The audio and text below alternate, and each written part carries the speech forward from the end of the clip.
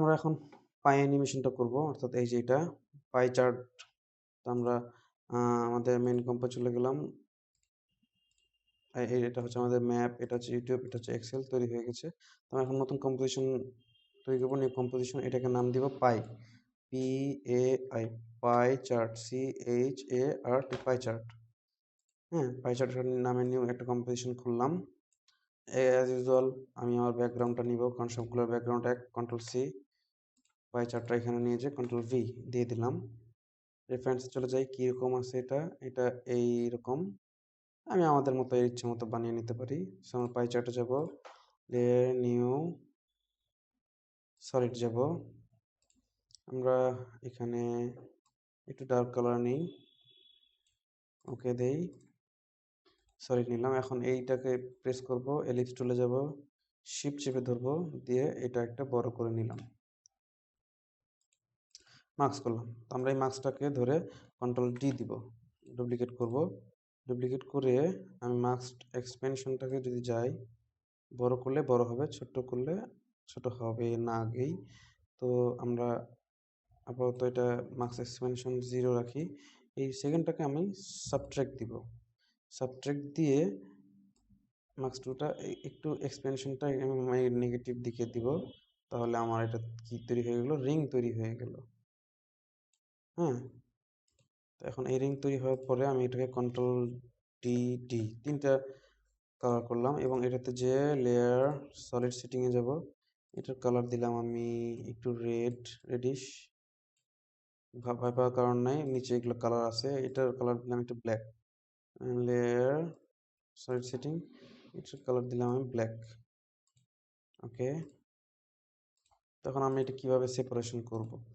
তো এটা ধরে আমার সবগুলো কিন্তু এক একটা জায়গায় এক জায়গায় পিভট পয়েন্ট রয়েছে। তো আমরা এটা সিলেক্ট করে, এটা আমাদের প্রথমে করে নেওয়া উচিত ছিল। যাই হোক, এখন এটা সিলেক্ট করে কন্ট্রোল চেপে ধরে এই প্যান বিহান টুলে দিলে এটার মাঝখান বরাবর চলে আসবে। দ্বিতীয়টা সিলেক্ট করব, কন্ট্রোল চেপে ধরবো, প্যান বিহানটাতে দুইবার ক্লিক করব, মাঝখানে চলে আসলো অ্যাঙ্কর পয়েন্টটা। ব্ল্যাকটাতে ধরবো, কন্ট্রোল চাপবো, প্যান বিহান চাপ দিলে এটা চলে আসলো মাঝখানে। এখন আমরা দেখতে পারি যে যেটা কালো, এই যেটা কালো, এটা বেগুনি, এটা হচ্ছে লাল। এই যে তিন ধরনের মার্কস তৈরি হয়ে গেল। এখন আমরা এটাকে সেপারেশন করব কিভাবে। আমরা ধরলাম এটা বেশি রাখবো, তো আমরা এখানে একটি মার্কস অপশনে যাই, রেক্টেঙ্গেল টুলে যাই, যে যদি আমি এই বরাবর, সরি, কন্ট্রোল, আচ্ছা, Ctrl+Z, আমরা এখন এই তিনটাকে প্রিকম করব। এই Ctrl+Shift+C 1 দিলাম, এটাকে দিলাম Ctrl+Shift+C, এটাকে দিলাম 2, এটা দিলাম Ctrl+Shift+C, প্রিকম করছি সব, এটাকে দিলাম 3, রিনেম 3। আচ্ছা, তাহলে তিনটা তৈরি হয়ে গেল। এখন সোলো করলে আমরা শুধুমাত্র ওইটাই দেখতে পাবো। আচ্ছা, তো আমরা এখন এটা সিলেক্ট করে আমরা এই যে রেক্টেঙ্গল টুলে যে আমরা যদি এই বরাবর মার্কস করি, তাহলে আমরা দেখতে পারতেছি যে এটার 50% চলে আসলো, রাইট। এবার এটা হচ্ছে আপনার মিডলটা। তো এটা ধরে আমরা যদি এই বরাবর মার্কস করি, তাহলে হ্যাঁ, এইখানে একটু মার্কস করলাম কিন্তু আমি বেগুনিটা, আর উপরেটাতে মার্কস করেছি আমি লালটা, নিচের কালোটা কিন্তু ফুলই আছে। যাই হোক, কিন্তু ওটা আমাদের যেহেতু পিছন আছে, ওটা কিছু করার নেই। যাই হোক, তো আমরা দেখুন আবার অ্যাঙ্কর পয়েন্টগুলো চেঞ্জ হয়ে গেছে। যাই হোক, তো আমরা এখন ভি চাপবো।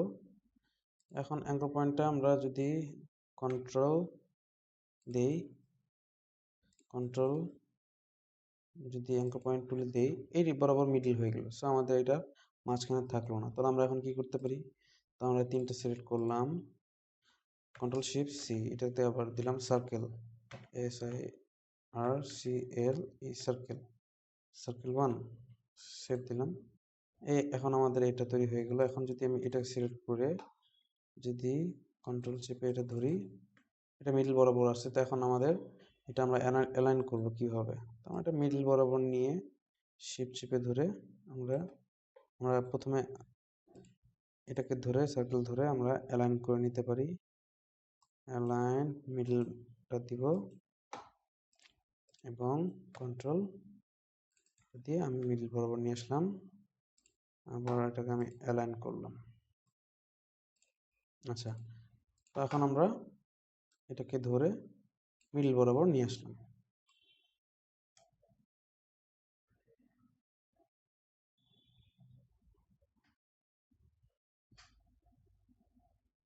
এই এটা আরো মিডল করার উপায় আছে, যেমন ধরো আমরা এখানে দিয়ে আমরা যদি রুলার্স নেই, তাহলে রুলার্স নিয়ে আমরা এখান থেকে একটা রুলার্স নিতে পারি।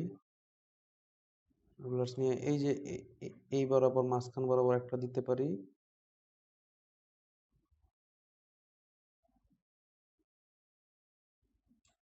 আর উপর থেকে একটা নামিয়ে এই মাঝখান বরাবর একটা দিতে পারি। এই যে এই জায়গাটা খেয়াল করবেন, একটু মাঝখান বরাবর মিডল মাউস বাটন ধরে করতেছি, সরাচ্ছি, এটার মাঝখান বরাবর আমি দিয়ে দিতে পারি। এই যে এটা খেয়াল করবেন, হ্যাঁ, আর এটা এই বরাবর আমি এখানে মাঝখানে দিতে পারি। তো মোটামুটি আমাদের এটা হচ্ছে আমাদের মিডল পয়েন্ট, পুরো কম্পোজিশনের মিডল পয়েন্ট। তো আমরা সার্কেলটাকে নিয়ে এইভাবে মাঝখানে দিতে পারি, কন্ট্রোল সেট। আচ্ছা, এই মার্কসটা ধরে সিলেকশন টুলে যাব, এই যে শিফট ধরে আমি এটা স্ন্যাপ করাতে পারি, এই স্ন্যাপ। তো আমার মাঝখান বরাবর চলে আসলো। তো এখন আমরা অপশনে যেয়ে রুলার অফ করে দিতে পারি। হচ্ছে রুলার অফ করে দিতে পারি, গাইড অফ করে দিতে পারি। তো আমার এখানে দুইটা তৈরি হয়ে গেল। এটা আমি কন্ট্রোল ডি দিব, দিয়ে আমি এটা ডুপ্লিকেট করে এখানে দিব। এটাকে আমি ধরলাম আর এটাকে এদিকে দিলাম, এটার নাম দিলাম সার্কেল 2, সার্কেল 2। আমরা আর চাপবো, ফার্স্ট ফ্রেমে একটা কি ফ্রেম নিব। আচ্ছা, একটু ঘুরিয়ে নেই একটু, এই তো আমরা আর একটা কি ফ্রেম দিব, আবার 8 সেকেন্ড পরে আমরা একটু হালকা ঘুরিয়ে দিলাম। এই কি দাঁড়ালো, এটা আস্তে আস্তে ঘুরতেছে।